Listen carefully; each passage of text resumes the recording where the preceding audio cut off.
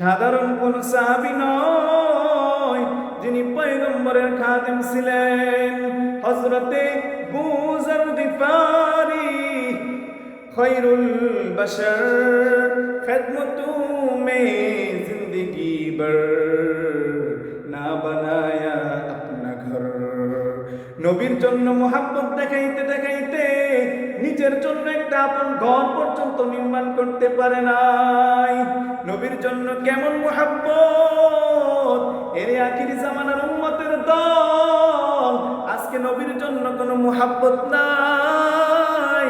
এই জন্য আল্লাহ পাক রব্বুল আলামিন বলেন, ও নবী আপনি জানায়া দেন, কুল ইন কুনতুম তুহিব্বুনাল্লাহ ফাত্তাবিউনি ইউহিব্বুকুমুল্লাহু ওয়া ইয়াগফির লাকুম যুনুবাকুম ওয়াল্লাহু গফুরুর রহিম।